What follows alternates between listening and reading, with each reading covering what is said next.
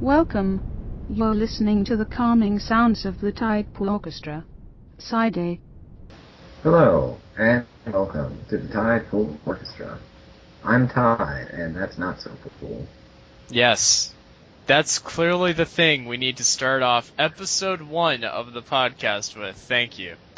You know, we recorded like 3 episodes ahead of time to try to get these idiotic jokes out of our system, but no, let's start episode 1 with a Game Grumps reference. Okay. So anyway. Get over it. No! Do you want to start us off with what's that, Brian? Brian, what's that? Did I earn a Jimmy out of that? Yes, and we'll discuss that later. However, would you like to start us off with our first segment? Yes, the first segment is called If You Had to Fuck Blank. Yes. Where we're like, hey, you know how there's this thing that people like? Well, what if you had to fuck a character from that thing that people like? Yes, These are the important... See, here in Tidepool Orchestra, we dare to ask the important questions. Yes. Yeah. So, did you have something in mind this week? Or, I say this week, but...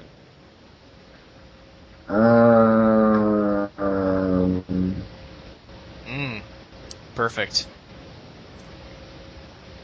Damn. I already used up all my good ones. Yes. For the negative episode that nobody's gonna hear. Well, yeah. Have you ever seen the show Buzz on Maggie? How about, yeah, the Disney show Flies? I don't remember any of the other characters besides Maggie, though, so that's probably a bad idea. Yeah, it probably is a bad idea. Phineas and Ferb? Oh god, no. Yes, no, Phineas and Ferb. I choose no. Bird. I choose Neep. Like, there are adult characters on the show, but no. Yeah, I know. But well, this is like a hypothetical. Like, hypothetically speaking, if they were at an age where it was okay. The main point of the segment is to pick a character that's, like, in the forefront of the show, and we mostly watch shows aimed at children, so... Yeah. Yeah, that's kind of the problem. Well, we each picked a character relatively quickly. I'm not sure if we should explain why we chose each of these characters, or...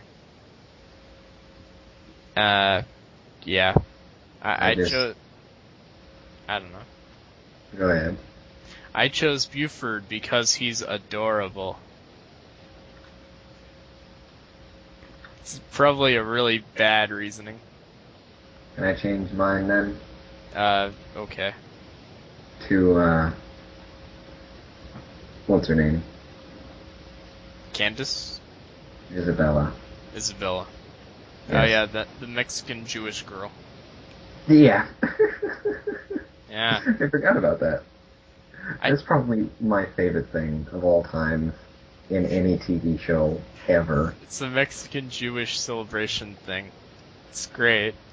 Everyone's just acting like it's so common. Like, what are you talking about? You've never heard of this. We come from, like, Canada or something? Yes. Okay. So our next topic that we sort of foreshadowed a little bit earlier, which is a very fancy word for spoilers, is Jimmy Rustlin, and where we try to get each other's goats. Well, we mentioned that earlier, and we actually have a goat tally so far based on the previous 3 episodes that we recorded but are not releasing, where I have 8 goats, and Alex over here has 7. Yeah, because I earned one just a minute ago. Yes. That was the foreshadow spoiler. Now, Alex, do you have anything... It was foreshadowing. We were clever. That's a good one. Now, Alex, do you know of any way to gain a goat right now? I have an idea, but I don't think it's like a very good one. Do it. Well, I was just noticing that for Affinity. Go on. I think I already got one. Yes, you did. Now the score is tied.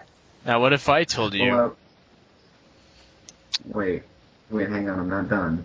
Okay. It was having, like, system errors, and now it's back. So excuse me, I'm gonna hang up now. Oh, well, that's okay. Oh, God, he's off. I think he unplugged his microphone. What have you done? I did it. Hooray! I got one. Now, if only this was recording and that actually got there. What? Did that... Wait a minute. Yeah. God damn it. Aha. Oh. Score continues to be tied. Now, at this point, what we do is, this is basically the end of side A of the tape cassette that you're currently listening to with your MP3 player. And we'll have a little intermission. And during that intermission, what we're going to do is we're going to Oh my watch... God, Ryan. Wait, hang on. Ah. I think I know how to earn another point here. We're back at Jimmy Wrestling. Okay. Hang on. I just saw this advertisement on Fur Affinity. Fantastic. It's clearly one of the background images from My Little Pony Friendship is Magic. And it says, roleplay, games, art, ponies, a forum for adults. And guess what it's called? Red Light Ponyville. So, now you're winning. What we're gonna do... you have 10 goats now, all named Jimmy for some reason. Yes. What we're going to do now is we're going to stop the recording, we're going to watch a TV show, and then we'll come back to side B and talk about the TV show that we watched. And awesome. Yeah, so this has been side A, and the little recording is going to tell you about that anyway, so stop. End of side A. Please continue on side B.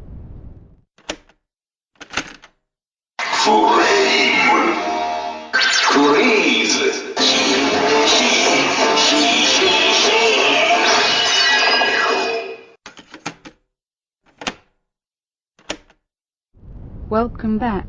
You're listening to the calming sounds of the Tidepool Orchestra. Side B. We're back. So, this week we watched Kamen Rider Wizard Episode 2, and yes, there will be spoilers, so, warning now. And, I think we can both agree that Kamen Rider Wizard Episode 2 did not live up to Episode 1, and in fact was quite terrible. Nope. No, it was pretty good. It was fucking awesome. Yeah, it was. I forget the new character's name. What is this? Haruto. I thought that was the wizard's name. Yeah, that's the wizard's name. No, the new quirky guy. Oh. I don't know, I just know he's like quirky, I guess. He's quirky and he's got magic and he knew that magic was real. Yes. He is my new favorite character. I'm gonna look up what his name is.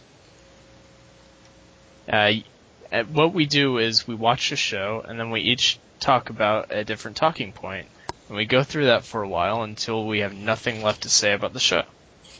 So, you go first while I look this up. So, motorcycle fighting. Motorcycle fighting. It's pretty good. Yes. It was awesome. It was really cool. I think that more wizards should fight on motorcycles. Yes. And they expanded on the backstory of Haruto and how he got his powers, which I like. Yes. And it's a pretty fucking cool backstory, just because of the imagery they create. I really liked it, because it's like everybody else was dying around him. And he even sprouted like demon wings, but he stopped it by grabbing onto the sun. I mean, that seems a little OC, to be honest with you, but...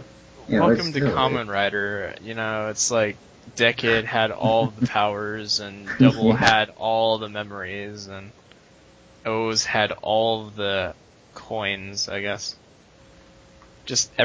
Oh, yeah, and Forza had all the switches that could turn his arms and legs into whatever he wanted. Yeah. This is pretty, yeah. It looks like the character's name is Shunpei Nara. And he can apparently manifest flame from his fingertips by chanting Alakazam. Yeah. I also played Pokemon. Yeah. Well, he chants Chin Chin Pui Pui or something, but... Oh, yeah. whatever. Translations were actually different in this one because we were watching a different translator. I'm not sure if you noticed. I did not. In the first episode we watched, I forget who subbed it, but they subbed the he as a heat when he transforms. Yes. And this one, they translated it as fire, which is the actual translation. Oh, yeah. So we watched a better episode then. Well, more or less. It's actually a huge debate among sub fans because there are people that either want complete direct translations or there are ones who will use translations but will use like appropriations, and also there are the people who will throw in Japanese words. So instead of saying like master, there would be a sub out there where he just yells out Shinshu. As if you're supposed to know what that means. Well, normally they'll have, the first time they use the word, they'll have a pop-up at the top of the screen saying what it roughly means, and then they'll use it throughout the rest of the episode. In Kamen Rider Decade, during the Hibiki episodes, they use the word Shinshu, and the top of the screen says it roughly means teacher. Yeah. Whereas here, they try to equate it to master. Yeah. So, no dragon in this episode. Well, I mean, the dragon wouldn't be special if he just whipped it out in every single episode. They also did not go into somebody's memory in this episode. This is true, but again, I guess that wouldn't be that special of a thing if they just did it in every episode. Yeah, I could see that. Like, remember Code Lyoko? I try not to.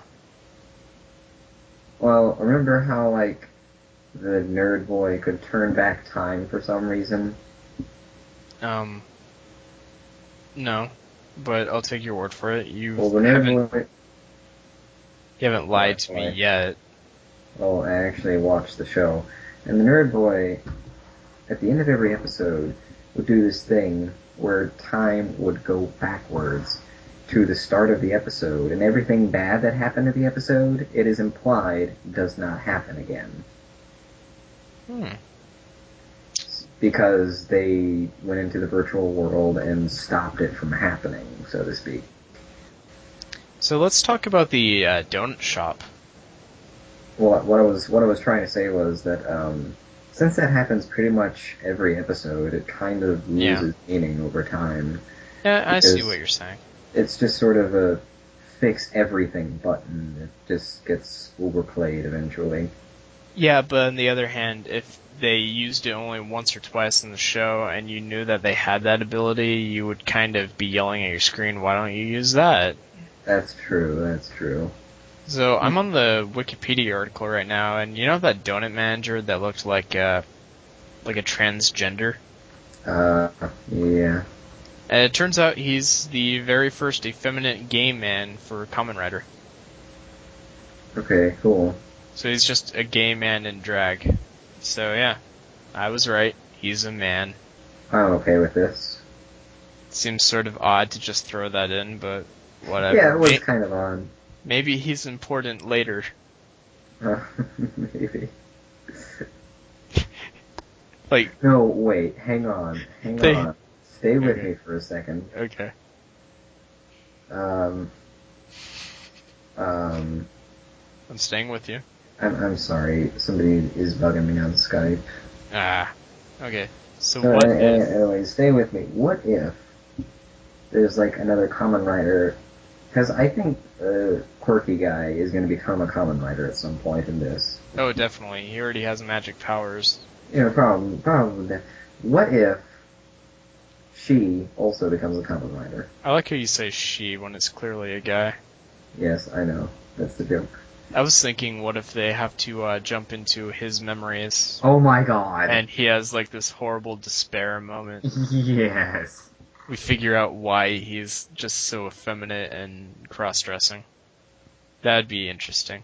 That would be interesting, which is why I kind of want to see it happen now. Yes. Yes. At the beginning of the episode, he has the sleep ring. Which seems very pointless. Oh yeah, I like how that didn't even come up again. Yeah, it'll come up later. I'm sure it will, but still. But he's like, oh, a ring where I can put my enemies to sleep. That sounds useful. And he goes to test it out on his friends and like, what? No, don't do that. And it backfires. It puts the user to sleep. And it's like, why would you need this? I don't quite see the point. Just seems odd. At the beginning of the episode, we see his Plamonsters, which the plastic model monsters, Unicorn, Garuda, and I think the other one's a squid, maybe. It's hard to tell. I didn't really get a good look at them. Yeah. And then Garuda runs out of magic, so it's like he has to recharge them, but he still keeps them around for some reason. Just to be fun, I guess. Which, now, let's face it, I think that's something we would all do if we became Kamen Riders. Yeah. And we had, like, a freaking magic little tiny robot unicorn that we could just have around us at any given time. Now, I'm not sure if you've... Yeah. I'm not sure if you've actually looked into the toys, but because they're rings, they're sort of standard sized for children. Yeah. However, you can go to sites like cstoys.com and you can order adults, like upgraders. Mm-hmm. Basically, the plastic part that goes around your finger can slide out of the main gem part, and then you slide in the adult part, and then it'll fit on your hand. Oh, cool. And you get like 4 of those for $5, so that's pretty good. That's pretty neat. Plus, if you order the actual belt, you already get a set of 4 of them anyway. Oh. Of course, the belt's like $8. I have to say, I never really thought about owning a Kamen Rider belt. I mean, just like, no. But I have to say, this is a really cool Kamen Rider belt. It is. I really like the hand motif. It is. It's, well, especially like on the sword. Yeah. He didn't really. In the first one, he used the sword for the final attack, where he shakes hand with the sword. And this one, it's the gun mode. So that's pretty. Yeah, he still did it though. Yeah. Which is kind of cool though. I do like it. That, like, to explain what we're talking about, there's like a fist on his weapon, the sword that turns into a gun that turns into a sword.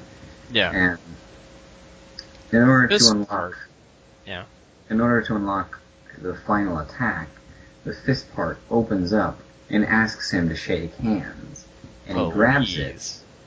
And he grabs it. Oh yeah, because it says "please" all the time. He's the most polite rider in the world. I love it. Every time he summons something, it's like whatever. I'm pretty sure they're going to reveal at some point that "please" is just the magic word. Oh, that wouldn't surprise me, but it would be awesome. Yeah. But like whenever like transform into fire mode, it's like fire, please. And then they chant it out. I also like how his belt sings.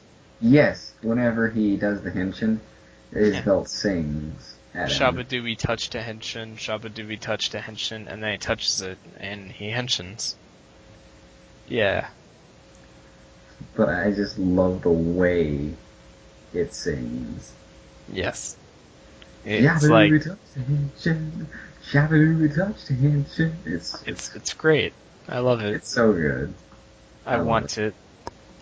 I mean, I already got a Kiva belt for my little brother, and I have a Decade belt, so I might as well just spend all of my money on these.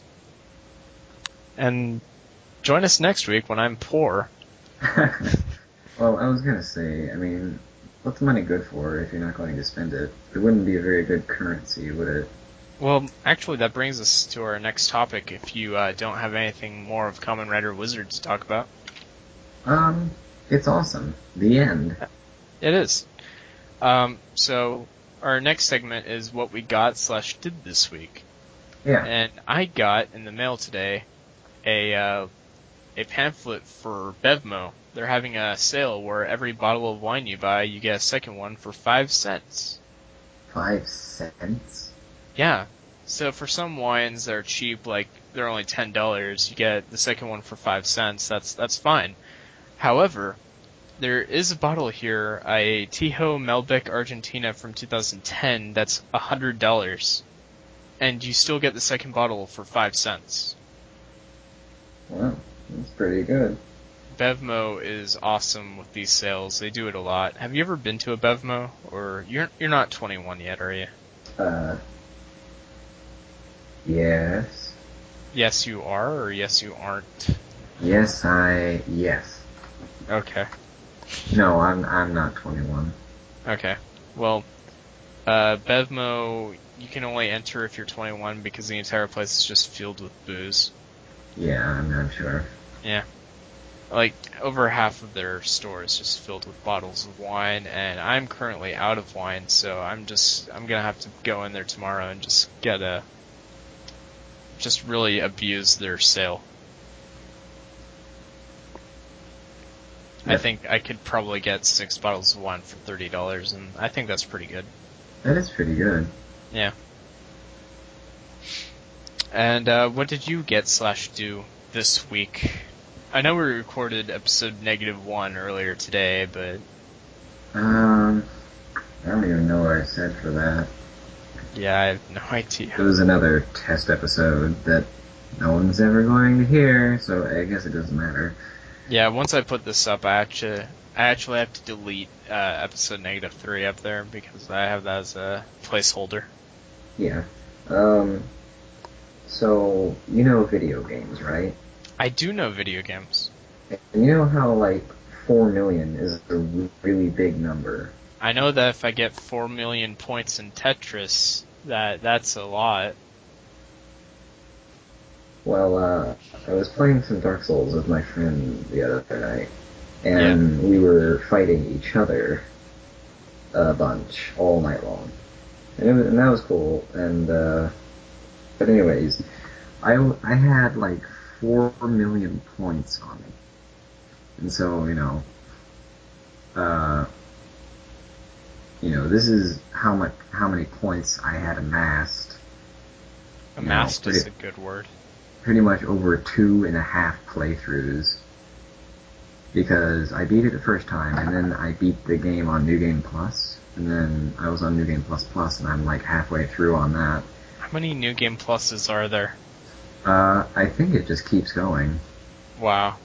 I don't know for sure, though. The highest I've heard is somebody being on New Game 6 Pluses. So that's a 7th run through. 7th. I can only imagine how much of a pain in the ass the Tomb of Giants is. It's like when you're unemployed and you have a video game and you just want to do that, just spend all of your time, and now you're on the 7th playthrough. Yeah, like before I got my job at the grocery store. Anyways, grocery stores are cool though. That's where I buy all of my food. Yeah, that tends to happen. Yeah. Anyways, so again, 4 million points. And there's also a consumable item called Humanity, which is one of the most important items in the game. And when you consume it, you have, a pool of consumed humanity. Like a pool of mana from Magic the Gathering, or? Yeah, kinda. And you use the humanity at bonfires and stuff to power up the bonfires to get more health potions. And anyways, I had 50. which, Yeah. again, is a lot. Not quite as much as 4 million, but still. Well, it's a lot because humanity is one of the harder items to get in the game, because there's only 2 type of monsters that drop it, and they only drop it every once in a while. And it's a really valuable item. Anyways, so I was fighting him, and I died. And when you die in Dark Souls, you have to go back to where you died to recover your points, your souls, and your humanity that was in your pool. I think maybe at some point I should probably play this game to understand what exactly you're talking about, but on the other hand, yeah. Well, it is out on the computer at this point. Oh, well. Then again, it's kind of an expensive game. Well, then and again, also, I don't know if it's really your style. It's kind of. Can you jump? Well, yeah, it's not easy to do, but you can. Oh. And there's pretty much no point to jumping. Not even to collect coins? I'm not sure if I like this game. I think there's only legitimately, I can only think of 2 parts in the game where you can jump to something beneficial. Like in Sin's Fortress, you can jump across a little ledge, and you can talk to a merchant who can sell you things. Can he sell you a flower that allows you to breathe fire? No. You know, maybe I should expand my horizon when I play video games, but... No, but he will sell you armor and these rings that increase your magic defense and lightning defense. Oh my, magic rings? Which is interesting, because in the area after Sin's Fortress, it has 2 bosses. There's Ornstein and Smough, the boss for Anor Londo altogether, and then there's like a halfway boss known as Gwendolyn, and Gwendolyn uses magic, and Ornstein uses lightning. I just think that's interesting. That's interesting. Like, no lie, this game has a lot of interesting design choices that make the game a little easier. Which is funny because, well, people like to play it because, oh, it's so challenging. Like, for instance, in the one of the bosses that's a little harder to get to, Gravelord Nito, is down in the Tomb of Giants. But Gravelord Nito has a weakness for fire damage. Yeah. So you can bring fire magic down there. Oh, but hey, in the area right outside the Tomb of Giants, before you go down there, you can meet up with this blacksmith named Vamos, who will make fire weapons for you. Fire weapons are pretty cool. You know, it's just stuff like that. Yeah. Anyways, back to what I was saying before. You know, the whole point of this conversation, I'm sorry, it's just that I really like Dark Souls, and I can go off on a huge tangent and talk about it all night. Cool. Normally our episodes are only 20 minutes long, but considering this is the first episode, I'm sure it's okay if we go over. Yeah, but anyways, so 4 million points in 50 humanity, and my friend beat me in the final round, and I died. I'm like, okay, I'm probably gonna go recover my stuff and go to sleep. Here, let me look away from the screen for a second to look at the time. Oh no. When I did that, I accidentally walked my character off a ledge. And and when you die before you recover your stuff, it's gone. That's no good. 4 million souls and 50 humanity. Gone. That was half the humanity I had, and all of the souls. It's a lot. It was just so much of a screw up. I just burst out laughing. And when I explained it to my friend through my constant giggling, he's like, "What?" He just looks at me complacently. He's like, "You, what have you done?" It was hilarious. It was just so fucking funny. I mean, can you just imagine doing something so incredibly stupid and losing 4 million points instantly? This is pretty crazy. It's hilariously stupid. But yeah, that's what happened to me this week. Yes. Okay, do we have anything else? Oh, final goat telling. So, so far I have 9 goats, and Alex, I actually decided to add one because you got one while we were at intermission. I decided it would only be fair if I put that one in, so you currently have 11? Yes. You have gotten 11 of my goats since we began this podcast idea. Yes, I forgot what I said during the intermission. Me too, but whatever. It will forever be a mystery. So, do you wanna sign out? Hello, and welcome. Yeah. No, I'm not giving you an extra one for that. That was very predictable. Was it really? Yes. And that's the episode, guys. Make sure to subscribe to us on iTunes. Once iTunes accepts that it's there, yeah. And make sure to follow us on Tumblr at tidepool-orchestra.tumblr.com. That's Tidepool spelled as one word, Tidepool. We realize that's not an actual word, but we've already committed to it in the logo, and we can't change that. No. And yeah, we'll have another episode maybe next week or so. I don't know. Maybe even tomorrow. We'll see what happens. And that was episode 1. Thank you for listening to the calming sounds of the Tidepool Orchestra.